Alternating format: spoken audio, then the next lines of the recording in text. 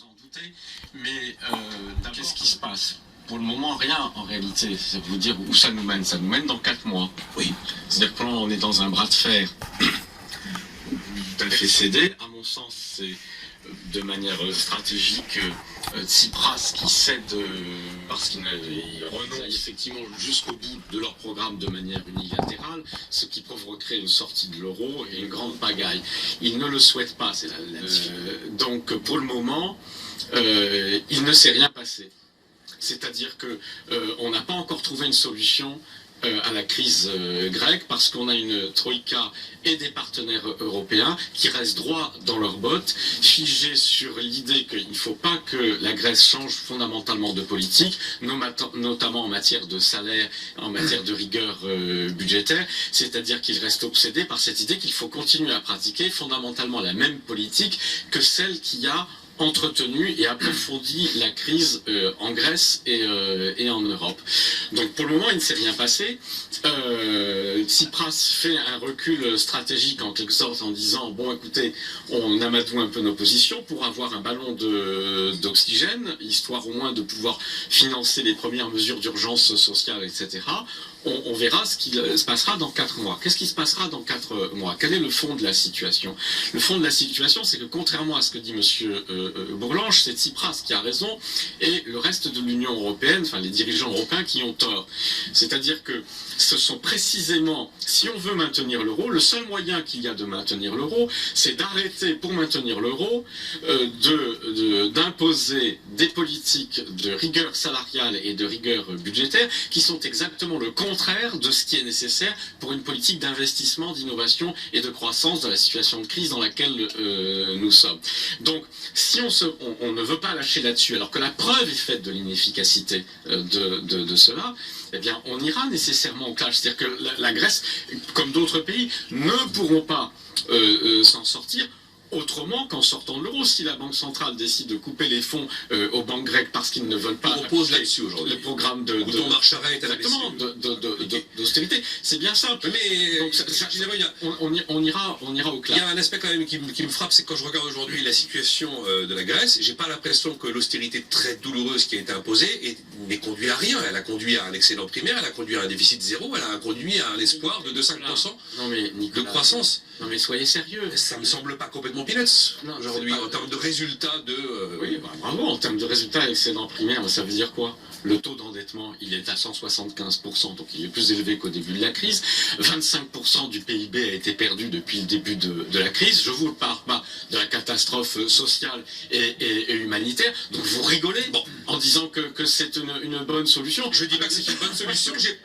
Non mais c'est comme il y a des gens. Moi je ne dis pas que c'est une bonne solution. Mais j'ai l'impression que ça l'économie sérieusement. C'est-à-dire qu'on peut réduire le chômage en assassinant les gens, si vous voulez. Ça c'est sûr. Et physiquement les chômeurs, il y a moins de chômeurs. Donc si vous pouvez faire de l'excédent budgétaire en arrêtant totalement de dépenser de l'argent. Effectivement, si on considère que la politique imposée par l'Europe c'est presque un génocide social dans ces conditions. Mais c'est ça en Grèce. Pardon, vous n'y êtes pas. Non, je n'y suis pas. C'est ça qui s'est passé en Grèce. Donc c'est une catastrophe économique, c'est une catastrophe sociale. Cette politique est une catastrophe. Elle maintient, mais tous les anglo-saxons, y compris, moi je suis un mec de gauche, mais tous les libéraux dans le monde, tous les économistes libéraux, pas des mecs de gauche comme libéral en Amérique, ça veut dire disent que les politiques d'austérité, les politiques macroéconomiques que nous menons en Europe sont une absurdité économique. Bon, et on s'entête là-dessus. Réaction à la Madeleine. Et Tsipras a raison, les Européens ont tort, nous dit Jacques Généreux, et Jean-Louis Bourlange nous explique qu'on sera obligé d'arriver à une solution de compromission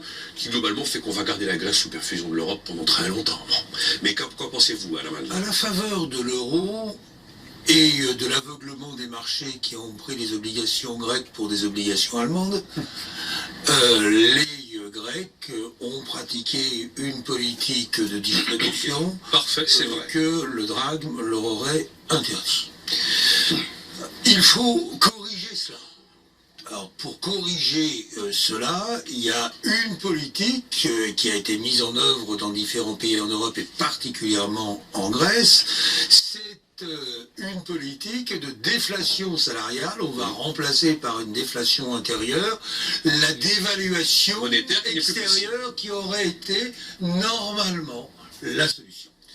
Ces politiques de déflation, souvenez-vous, on en a parlé souvent ici même, je vous ai dit, en soi, c'est pas une mauvaise politique, ça marche plutôt. J'ai moi-même été conseiller de Domrovitz, le Premier ministre letton, où on a mené une politique de déflation contre le FMI d'ailleurs, qui a plutôt marché, mais je vous ai toujours dit que c'était extrêmement coûteux socialement et politiquement. C'est même pour ça d'ailleurs qu'on a inventé le keynésianisme, voilà, à un moment donné, parce que ces politiques de déflation salariale, elles peuvent faire sauter les démocraties. Je vous ai dit, la question grecque aujourd'hui n'est plus une question économique, c'est une question politique.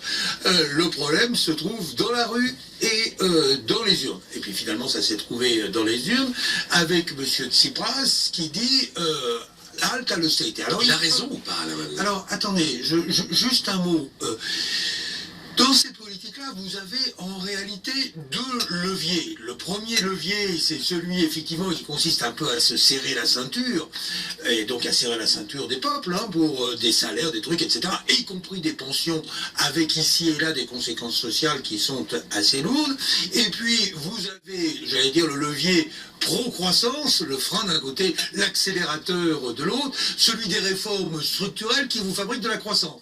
Et plus vous avez de réformes structurelles qui fabriquent de la croissance, moins vous avez besoin d'austérité. Et c'est ce cocktail-là qui n'a pas été bon politiquement en Grèce, puisque dans les réformes pro-croissance, comme d'autres pays, un peu comme la France d'ailleurs, à sa façon, la Grèce a traîné les pieds, mais une politique qui a eu une facture sociale indiscutable, mais qui dans le même temps commençait à porter des effets. C'est ce que je disais tout à l'heure.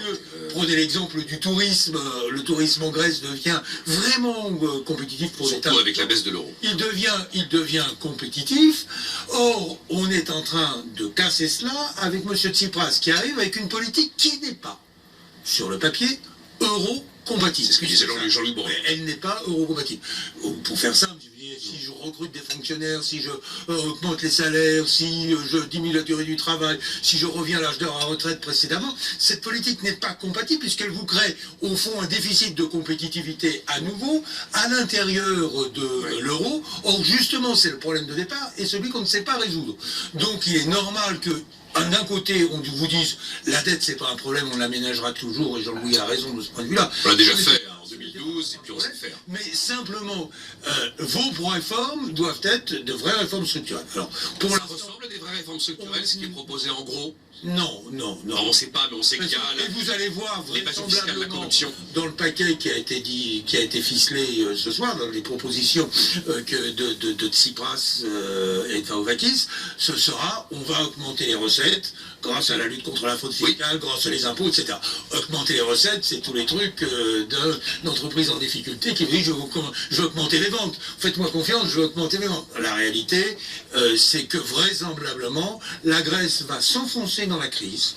Et les 4 mois qui viennent sont les 4 mois où M. Tsipras devra abandonner son programme. Et vous voyez qu'il a déjà des difficultés politiques avec ses frondeurs à lui, son extrême gauche. Et 4 mois pour abandonner un programme et retourner sa veste, ça me paraît bien court. Bon, alors, voilà, il n'est pas compatible avec la zone euro, nous dit la Madeleine, c'est Jean-Luc Bourlange. Alors, allez-y, faites court, hein, parce que vous avez tous les trois fait des grandes explications. Le problème, c'est la phrase de Jacques Prévert, dans Drôle de drame, le célèbre, où Michel Simon, Irvine Molineux, dit toutes les 2 minutes, à force de dire des choses horribles, elles finissent par arriver.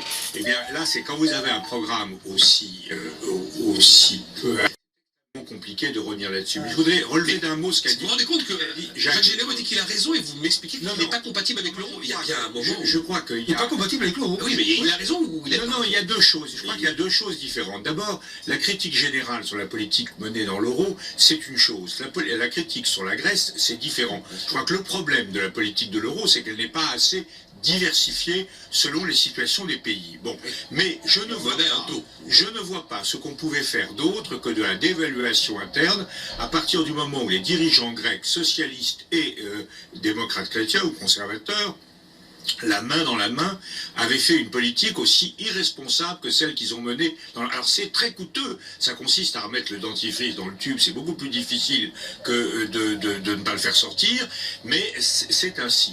Je crois que là, il y a simplement le compromis qui est possible. On le voit bien. Que peut dire M. Tsipras? M. Tsipras peut dire, nous avons porté le rocher jusqu'en haut de la montagne. Et on va essayer de ne pas le faire tomber. Alors pour l'instant, il essaie de le faire tomber. Et donc, on va dire, la dévaluation interne, parce que M. Généreux nous dit, ça a perdu 25%. Si on avait dévalué la Grèce, la monnaie grecque de 25%, le PIB aurait été diminué de 25% sur le plan international. Bon, donc la Grèce aurait perdu un quart de sa fortune également. Donc là c'est une dévaluation interne, comme l'a dit très bien Alain, il y a un instant. Mais le compromis, c'est de dire, maintenant, le travail est fait. Il faut en bénéficier, il ne faut pas ni défaire ce qui a été fait, ni poursuivre de façon abusive sur une austérité qui a déjà été bien faite. Vous dites que M. Tsipras ne peut pas dévorer tout de suite les fruits des efforts qui ont été produits. C'est ça qu'on est en train de faire, et effectivement, dans 4 ans, on va se retrouver dans une situation assez inquiétante. C'est incroyable de voir à quel point vous êtes d'avis totalement différents sur un problème qui semble que l'on peut regarder de manière rationnelle. On a un temps plus...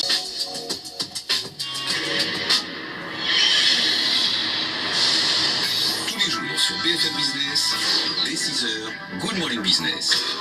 Stéphane Soumier réveille la planète éco. Good Morning Business, l'émission incontournable pour démarrer la journée. Chronique, édito, point de vue de professionnel, expérience d'entrepreneur. Chaque matin, retrouvez celles et ceux qui font bouger. Good Morning Business avec Stéphane Soumier. Tous les jours, 6h, 9h sur BFM Business.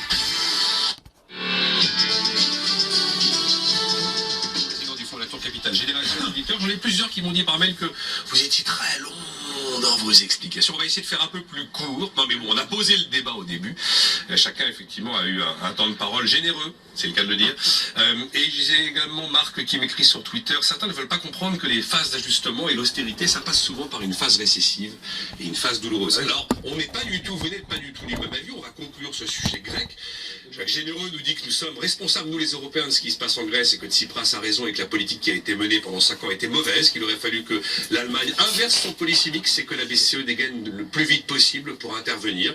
En même temps, c'est vrai que la Grèce est financée par le reste de l'Europe depuis déjà de nombreuses années, donc on peut dire que c'est une sorte de quantitative easing qu'on a mis en place prématurément expressément pour la Grèce, puisque conditionnelle à des politiques d'austérité. Elle dépend maintenant du Fonds européen de stabilité, du mécanisme européen de stabilité. Jean-Louis Bourlange nous disait non, il n'y avait pas d'autre solution que la politique qui a été menée pour la Grèce, et aujourd'hui Tsipras est incompatible avec l'euro ainsi qu'à la Madeleine.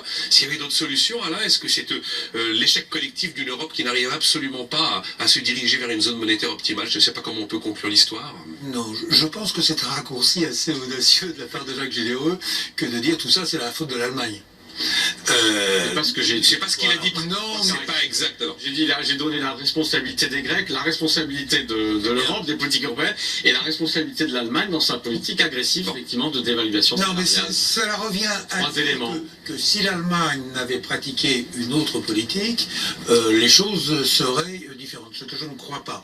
Je pense que fondamentalement, il y a une responsabilité des Grecs, notamment de le mix que j'évoquais tout à l'heure, politique pro-croissance et austérité, d'avoir en réalité fait assez peu de réformes pro-croissance et d'avoir une part austérité sans doute trop dure, et même si celle-ci a apporté, celle-ci me paraît évident, de réels gains de compétitivité qui sont aujourd'hui en train d'être dilapidés. Mais c'est quoi une réforme croissance, parce qu'on voit des formules incantatoires, mais concrètement, c'est quoi? La baisse des salaires, c'est une politique non, de croissance. marché du travail, concurrence, privatisation, tout ça, qui a été demandé, mais qui n'a pas eu lieu. Ont été et puis, la lutte contre la fraude fiscale, ça fait 5 ans qu'on parle de la fraude fiscale en Grèce, et puis ça y a passé la croissance. Alors, allez-y, pas trop long, en fait, quand même, parce que les minutes filent vite. Rapide. L'Allemagne, indiscutablement, Jacques a un point sur ce sujet. C'est-à-dire que normalement, les excédents commerciaux et balance des paiements allemands auraient dû être recyclés plus tôt dans des dépenses allemandes. C'est vrai. Dans le même temps, il faut bien reconnaître que les excédents allemands ont été recyclés pour payer les déficits grecs. C'est le phénomène des balances target qui fait tout l'euro si c'est complexe, un gros débat en Europe. Tout le système des banques centrales. Voilà. Donc en réalité, pour tempérer la critique, et de toute façon, si par hasard il y avait un peu plus de croissance en Allemagne, ils font ce qu'ils peuvent, s'il y avait un peu plus de croissance en Allemagne, je ne pense pas que ceci aurait apporté la solution à la Grèce, dans la mesure où je maintiens sur le fond que la politique de M. Tsipras, telle qu'elle est annoncée, pas forcément telle qu'elle sera pratiquée, mais telle qu'elle est annoncée, n'est pas compatible avec l'euro. J'aimerais bien avoir un chien à condition qu'il miaule. Ben non, c'est pas possible. À un moment donné, il faut faire un choix. Quant au quantitative easing qui a été évoqué tout à l'heure, je pense que le quantitative easing américain avait pour objectif certainement de reflatter un peu l'économie et d'éviter la déflation et de pratiquer une politique de taux d'intérêt zéro que la Banque centrale européenne a pratiqué avec d'autres méthodes que le quantitative easing, mais le moins qu'on puisse dire, c'est qu'on a eu aussi des liquidités en Europe et qu'on a eu aussi des taux zéro. On a eu aussi des taux zéro dont bénéficie l'ensemble des pays, avec un effet un peu dramatique, puisque je peux continuer à m'endetter avec des taux extrêmement bas, ben les réformes on verra plus tard. Je crois qu'on a eu... Pour terminer, Jean-Louis Bourlanges sur la Grèce. On a eu une abondance de liquidités, c'est quand même ça qui a conduit la Grèce entre les fonds structurels et des taux d'intérêt extrêmement bas. C'est le mauvais usage qu'elle a fait de tout ça qui a conduit à la crise. Ce que je voulais dire simplement, parmi les réformes structurelles, la réforme centrale, elle est absolument, c'est la lutte contre la corruption. On n'imagine pas ce qu'est le taux de corruption en Grèce, c'est-à-dire le détournement d'argent public, des services publics complètement fictifs, tout un ensemble. Mais est-ce que tout ça est possible? Et alors justement, c'est pas nouveau la corruption et l'absence d'impôts levés. Laissez-moi terminer. Je répondrai à votre suggestion. Je crois que, si vous voulez, en Grèce, la corruption en France c'est un sport d'élite, en Grèce c'est un sport de masse. Bon, mais la vérité c'est que ça ouvre des possibilités intéressantes pour Tsipras, parce que là, s'il s'attaque vraiment à cela, il aura le soutien du peuple grec, j'imagine, et le soutien de la communauté européenne. Je crois que de ce point de vue-là, il faut qu'il passe... Si c'est un sport de masse, il n'aura pas le soutien du peuple grec, Jean-Louis. Non mais effectivement, vous êtes nombreux. Vous êtes nombreux à penser que le choc Tsipras-Syriza pourrait évidemment, pour la première fois, en matière de lutte contre la corruption, contre les cartels, contre l'évasion fiscale. Personne n'a intérêt. Il faut reconstruire un État grec, c'est ça que n'ont pas fait. C'est ça le problème des réformes structurelles qui n'ont pas été faites, et c'est ça la tâche, et je pense que là, il y aura, d'ailleurs la Troïka, avec toutes ses maladresses, s'est attachée à essayer de faire un cadastre, de faire des choses comme ça. Il faut donner les moyens à l'État grec de rapporter de l'argent, de collecter des impôts. Il faut aller vite parce que les capitaux sortent de Grèce actuellement. On a eu 1 milliard de fuites de capitaux. Encore 1 milliard vendredi lors de l'Eurogroupe de fuites de capitaux. Il faut vraiment conclure, Jacques. Oui, mais permettez-moi, je veux dire quand même, je le dis amicalement à M. Bourlanges, combien je suis un peu fasciné, voire halluciné par cet acharnement à ne vouloir reconnaître comme seule responsabilité que celle du peuple grec. Alors, le peuple grec, il est pour rien, mais de la gouvernance grecque qui effectivement a été catastrophique. Mais pourquoi s'entêter et s'acharner à tel point, monsieur Bourlanges, à dire c'est à cause des Grecs, ceux qui sont responsables de la crise, etc. Il n'y a pas eu une crise des surplaces, il n'y a pas eu une grande crise financière déclenchée par le capitalisme mondial. Il n'y a pas eu... Non mais pardon, le problème gréco-hellène, c'est un problème gréco-hellène et ça fait 200 ans que ça dure. Oui, voilà, bon, d'accord. Et alors quoi? Alors c'est bien, qu'est-ce qu'on fait? On fait la guerre aux Grecs? Non. Je suis halluciné. On va payer, Jacques Généreux. Je suis halluciné, pardon, pour un ancien député européen, de ne pas pouvoir simplement reconnaître ce que le bon sens, ce que reconnaît M. Madelin, ce que je reconnais, ce que reconnaît Tsipras, que justement en Europe, nous sommes co-responsables. C'est ça l'Europe. Et avoir un discours qui veut accabler les Grecs et dire qu'ils sont les seuls responsables de leur situation, est quelque chose qui n'est pas acceptable. Un, parce que c'est faux, et deux, parce que ça nous mène à quoi? C'est la destruction du sentiment européen. Inspirez-vous de Tsipras. Tsipras, il reconnaît la gabegie de la gouvernance de l'État grec. D'accord, mais vous ne reconnaissez pas le reste. En effet, la bonne nouvelle, c'est que grâce à cette gauche radicale, on va enfin s'attaquer à la corruption. Je ne sais pas si on va s'attaquer. On va enfin installer un État, on va enfin installer une vraie fiscalité, on va enfin lever l'impôt. Je n'en crois pas un mot. Ce qui est nécessaire. Je n'en crois pas un mot. En tout cas, Généreux défend la Grèce des armateurs et des oligarchies qui sont au pouvoir depuis un siècle et c'est le demi. programme. Vous m'étonnez. Ben non, justement pas, puisque le programme, c'est de faire payer les armateurs, c'est de faire payer ceux qui ne payent pas l'impôt. Donc ça, c'est bien. Mais dans le même temps, eh bien, il y a la responsabilité du reste, de l'Union européenne, de l'Allemagne, de tout le monde. Et donc, les Grecs ont des responsabilités. Affirmer qu'ils sont les seuls responsables, c'est une forme de L'oligarchie grecque. déni, d'abord, qui est une grave erreur historique et économique, mais Bon, qui inquiète Madame Lagarde, quant à l'état d'esprit dans lequel on doit Même- aborder une question On européenne. conclut vraiment sur ce sujet. De toute façon, on va payer dans 4 mois et on paiera encore dans 1 an et dans 2 ans cette dette parce qu'il n'y a pas d'autre solution. Sinon, ils sortent. Voilà, c'est tout. On va payer. Vous avez un peu résumé la situation, c'est-à-dire que On va payer, bien sûr. Et les Allemands, ils diront oui. à vouloir Comme faire toujours. ce qui ne marche pas, l'issue ce sera ça, ce sera l'éclatement Bon. de la zone euro. C'est Les pas- Allemands n'ont rien à y gagner, donc ils finiront par lâcher, Mais bien sûr. à condition qu'il y ait des gouvernements qui gouvernent leur pays Ah, et mais- qui engagent des vrais J'espère que négociations. votre optimisme sur la réussite de Tsipras sera vérifié. La France, C'est pas gagné. au lieu d'être les valets de Merkel, joue effectivement une vraie carte politique pour aller vers une solution de vrai compromis en Europe. Quand on dit ça, après, c'est la BUI la solution. On a l'impression que la BUI, avec ses milliards d'investissements et effet de levier, va nous sauver. Non, non, non. Encore- Ah, c'est ce que disent beaucoup. On Hein. ne va pas se réconcilier. Alors, Madame, Même- pour conclure, vraiment. Même si je suis prêt à dire qu'effectivement il y a une co-responsabilité, qu'il y a une solidarité. D'ailleurs, la preuve, Oui, c'est ça existe. qu'on a mis de l'argent. Et que la preuve, c'est qu'on est prêt encore à renégocier la dette grecque. Donc ceci n'est pas en cause. La question de fond que je pose, c'est est-ce que la politique de M. Tsipras, telle qu'elle est annoncée, c'est une politique de dépenses à tout va, à l'ancienne, et de promesses de recettes fictives, parce qu'on va lutter contre la corruption, vous allez voir tout ce qui va rentrer, etc.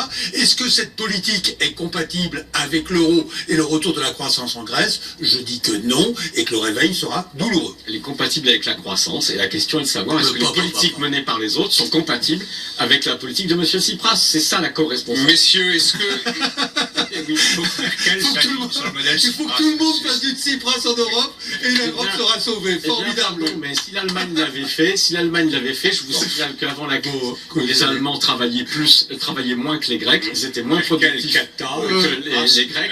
comme on dit. Et ils respectaient la règle du jeu en matière de D'accord, progression ok, j'ai salariale, compris, il faut que Tsipras Il ne soit à la place de respectait- Merkel et tout sera sauvé. ce que l'Allemagne ne faisait pas. Sur les indications de vote au Parlement européen quand on a un Dans le président Nord. grec, le oui c'est hyper et le non c'est kata. Donc c'est très simple, selon M. Généreux, Merkel kata, Tsipras hyper. Messieurs, est-ce que vous êtes choqués par le bonus d'accueil du nouveau patron de Sanofi? Alors, on a eu cette information par le site officiel de Sanofi, le code AFEP-MEDEF qui avait été mis en place sur la bonne conduite des entreprises des grandes multinationales est très clair sur l'histoire des Golden Hello, des Golden Handshake, comme on dit en américain, dans la mesure où c'est quelqu'un qui vient de l'extérieur et que c'est rendu public, c'est tolérable.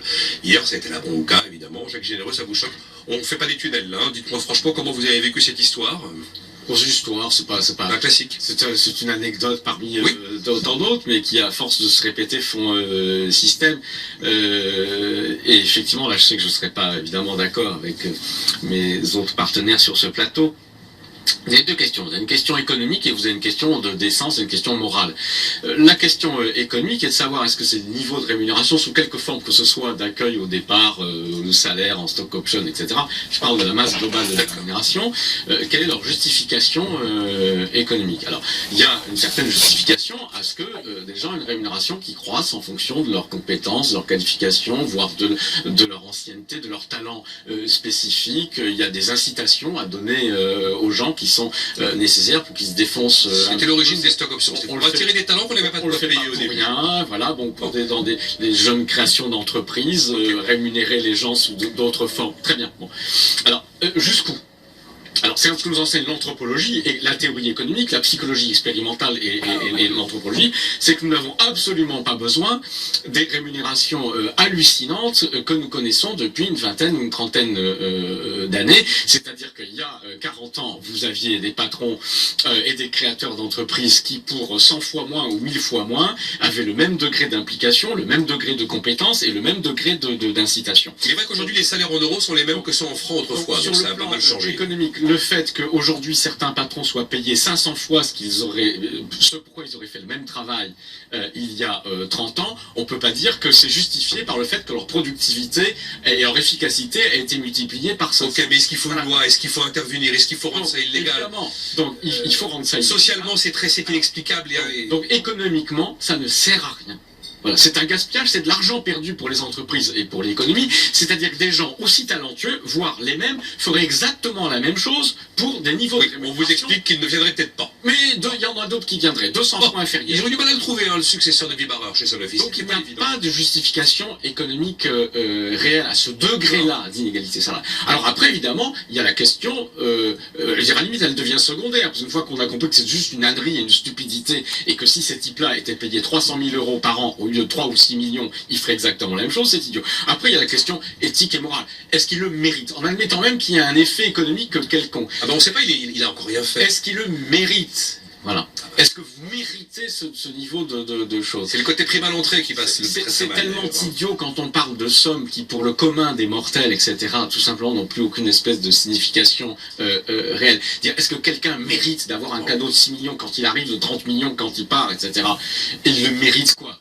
D'où vient son... C'est très difficile d'estimer il y a la valeur ajoutée d'un individu Il n'y a avec aucune notre justification économique, il n'y a aucune D'accord. justification éthique, on est dans l'indécence pure et dans la bêtise, c'est-à-dire que ces gens-là, l'intéressé en l'occurrence PDG de Sanofi, acceptent ça. C'est-à-dire que des gens soi-disant intelligents, polytechniciens, énarques, diplômés, ingénieurs, et arrivent à penser, à concevoir dans leur cerveau que c'est normal qu'ils aient ce genre de rémunération, ça défie l'entendement. Il y en a certains qui vivent dans un monde un petit peu décalé. Alors rapidement, Jean-Louis Boulouche, à la Madeleine, Moi, je suis très mal à l'aise sur cette question. Tout le monde suis est mal à l'aise. Entièrement d'accord avec ce qui vient d'être dit par Jacques Généreux. Je considère que des niveaux de rémunération de cet ordre ne sont justifiés en aucune manière, ni économiquement, ni socialement, ni même pour les relations de management à l'intérieur de l'entreprise, car ça crée de la défiance. Et je trouve que c'est vraiment une pathologie du capitalisme mondial que d'en être là, et ça me paraît vraiment préoccupant. Mais là où je suis mal à l'aise, comme je n'ai pas le baguette magique, je crois qu'on est dans un monde où je ne vois pas, si j'étais dirigeant public, si j'étais membre du gouvernement français, etc., ce que je ferais pour faire obstacle à cela. Parce qu'il est évident que si vous commencez à légiférer nationalement, vos boîtes se délocalisent ailleurs. C'est clair. Donc on est dans une situation très difficile et qui est extrêmement pénible. Je crois qu'effectivement, on a un niveau, grâce au ciel, si je puis dire, de prélèvement sur les revenus élevés qui est assez fort quand même. On a un taux d'un impôt sur le revenu qui est quand même assez élevé. Je ne vois pas, à part de l'action sociale au sein des entreprises, ce qu'on peut faire réellement pour limiter cela. Je pense que si on voulait légiférer, on créerait des situations de distorsion de concurrence absolument. C'est exactement ce que disait Xavier Fontanet ce matin sur BFM Business. On mesure là, je trouve à mes yeux, l'impuissance relative du politique. Alors c'est un vrai problème, une forme d'indécence, un problème moral sans solution à la Madeleine. C'est comme ça que vous... Moi, je suis partisan d'un capitalisme régulé par la common decency, mais une fois que j'ai dit tout ça, il y a beaucoup d'hypocrisie dans ce qu'on est en train de dire. Parce que en réalité, rémunération, elle peut paraître faramineuse, tout ce que vous voulez, mais qui décide? Qui a la légitimité pour décider? Des capitaux Est-ce que privés, c'est des nous, actionnaires. de la table, ou est-ce que ce sont les gens qui font confiance? Alors ensuite, on peut discuter beaucoup de choses, mais après tout, vous donnez un golden hello aux joueurs de football. Après tout, vous faites un régime fiscal sur mesure pour les Qataris. C'était Nicolas Sarkozy qui avait fait ça. Vous regardez l'arbitrage tapis, franchement, il y a des questions à se poser qui dépassent largement le golden hello du patron de Sanofi. Et regardez... Oui, mais alors on peut toujours dire qu'il y a pire ailleurs, donc oublions ce sujet. Regardez aussi, je prends juste un exemple, d'une entreprise d'État, Areva. Oui. Aujourd'hui, on constate 4,5 milliards de pertes. Près de 5, oui. Donc un PDG qui a peut-être un golden hello de quelques millions, mais qui vous évite les 4,5 milliards de pertes, ça aussi, ça se discute si vous êtes du côté des actionnaires. Moi, je suis du côté des actionnaires, je suis prêt à payer très cher quelqu'un qui va rapporter beaucoup et qui va développer l'entreprise.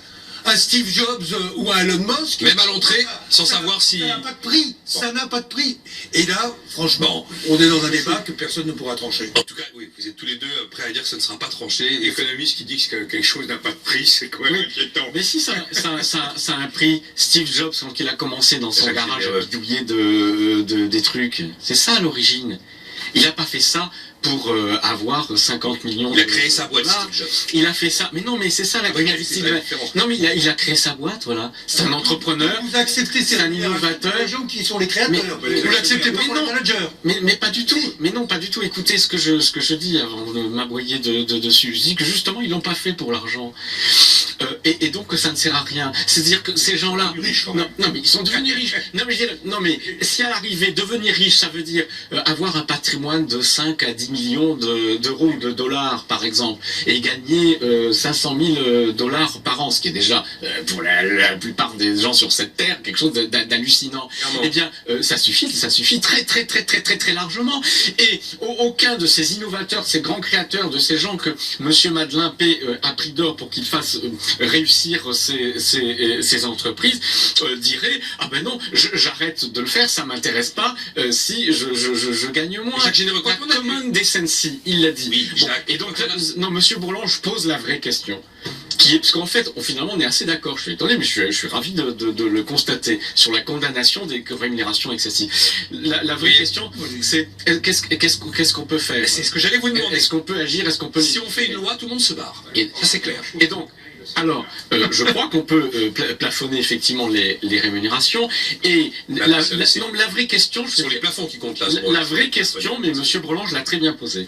Parce que la vraie question, c'est pas le départ des managers, etc. Non, c'est le départ des sièges. Voilà, parce que les gens ceux qui veulent pas, et qui trouvent qu'ils sont assez bien payés, s'en aillent, tant mieux, bon débarras, parce qu'il y a des tas de gens qui sont aussi doués qu'eux et aussi compétents qu'eux, et qui sont de meilleurs entrepreneurs, parce qu'ils le font justement pour l'entreprise, plutôt que pour avoir 10 millions de plus. Mais non, c'est pas vrai. Mais non, ça, c'est la réalité. Maintenant, la vraie question, c'est le déménagement des entreprises. Et donc, on voit bien qu'on ne peut pas agir là-dessus autrement qu'en remettant en cause plus radicalement, mais là, c'est déjà au moins au niveau européen qu'on devrait le faire, les règles de la libre circulation des capitaux, enfin les règles de la liberté du capitalisme. Je préfère quelques rémunérations excessives plutôt que les remèdes absolument dramatiques que propose M. Généreux, même si je suis d'accord avec lui sur le caractère vraiment injustifié de ces très hautes rémunérations. Est-ce qu'il faut ériger des digues parce qu'on a 150 rémunérations un petit peu dures à faire passer dans le pays? Que c'est à cause de cette absence de digues que nous sommes dans la crise que nous connaissons. C'est à cause de l'absence de digues sur les flux de mouvements financiers et de capitaux financiers que ce capitalisme ne fonctionne pas depuis 30 ans. Même sur la question de l'impôt sur les sociétés, on n'arrive absolument pas à apporter des réponses. Mais je vous dis pas que c'est facile, je vous dis pas qu'en effet vous n'avez pas raison de dire que beaucoup de gouvernements ne veulent pas en entendre parler. C'est bien pour ça que nous sommes dans une situation dramatique. C'est que, notamment en Europe, on ne peut pas fonctionner sans une vraie harmonisation de la fiscalité sur les entreprises. Et on ne peut pas lutter contre l'évasion fiscale au niveau international si on a une vraie harmonisation de l'imposition sur les hautes rémunérations et sur les revenus financiers, les revenus du capital. Il faudra progresser là-dessus, sinon, eh bien, on ira vers l'exacerbation d'une logique de guerre aujourd'hui qui s'est installée, mais qui nous mène... Je comprends ce que vous dites. Malheureusement, je pense que toutes ces questions auront beaucoup de mal à accoucher de quelque chose, notamment la simple fiscalité des entreprises. Ça fait maintenant plusieurs années que l'OCDE réfléchit là-dessus, qu'on veut faire l'assiette mondiale consolidée, qu'on n'y arrive pas. Pour terminer, le 49.3, l'absence de majorité parlementaire et cette loi sur le travail de François Rebsamen qui globalement va essayer de traduire dans un texte de loi l'état d'esprit de la négociation sur la modernisation du dialogue social qui a planté il y a à peu près une quinzaine de jours.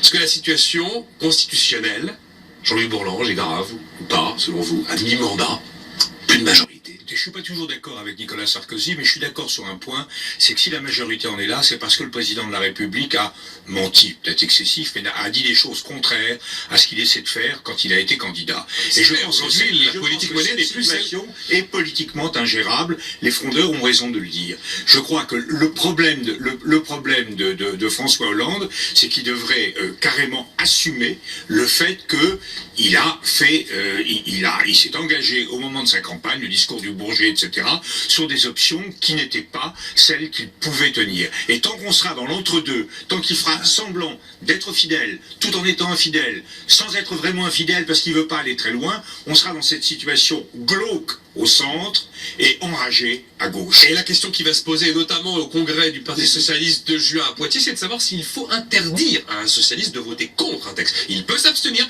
Faut-il lui interdire de voter? Vous vous rendez compte à où on en est mené? Alain Madelin, votre lecture de la situation, j'ai envie de dire institutionnelle, parce que c'est surtout ça la question. Plus que la loi Rebsamen, on verra ce qu'il y a dedans. Il n'y a rien de particulier. Business as usual. 49.3, pépère. Bien sûr, mais bien sûr. Une fois par session. Et Hollande, je ne suis pas tout à fait d'accord avec ce que vient de dire Jean-Louis. On ne peut pas reprocher à Hollande d'avoir changé de cap. En tout cas, pas lui et pas moi. Voilà, donc il fait quelque chose d'absolument plus raisonnable. Ça crée quelques tensions. Il y a le 49.3, point final. Rocard l'a brandi 28 fois. On va froncer les sourcils dans les instances socialistes. Et pour le reste, vous ne pouvez pas empêcher un frondeur de voter, de fronder. Voilà, une fois qu'on a dit ça, il n'en reste pas moins qu'il y a un vrai problème de clarification à l'intérieur de la vie politique française, parce qu'il y a beaucoup de gens qui ne savent plus où ils habitent. Pour terminer, 30 secondes, Jacques Généreux. Grave sur le plan institutionnel. D'abord, j'apprécie l'honnêteté d'Alain Madelin. Mais il est honnête, Alain Madelin, la plupart du temps. Que Nicolas Sarkozy est tout de même assez comique de reprocher au président Hollande de pratiquer la politique que Sarkozy aurait voulu pratiquer. Voilà. Bon, mais en effet... il est beaucoup plus... Il faut conclure. En effet, c'est vrai qu'il y a une trahison des engagements de campagne qui ont été pris et que la politique qui est menée est totalement contraire dans son aspiration pro-marché, pro-concurrence, etc. Elle est totalement contraire aux promesses qui ont été faites par le candidat François Hollande, et donc il s'est lui-même tiré une balle dans le pied en trahissant son propre programme, donc il n'a pas de majorité.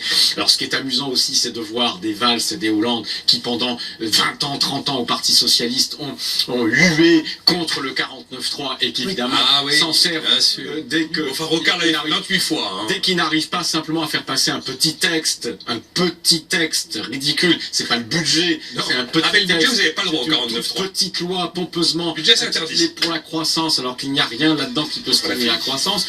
Donc on est simplement, c'est vrai, dans le business usual, c'est-à-dire un gouvernement qui ne gouverne pas, qui ne peut pas gouverner parce qu'il a la mauvaise politique et qu'il n'a pas de majorité. Vous auriez voté, Jacques Généreux, la loi Macron, oui, non? Ah non, bien sûr que non, j'aurais voté à la Madelin. Oui, et je l'ai déjà dit ce qui prouve qu'il y a besoin de majorité d'idées pour faire progresser un certain nombre de réformes. Et en démocratie, un député a le droit de voter oui ou de voter non. On n'a pas été beaucoup plus loin après.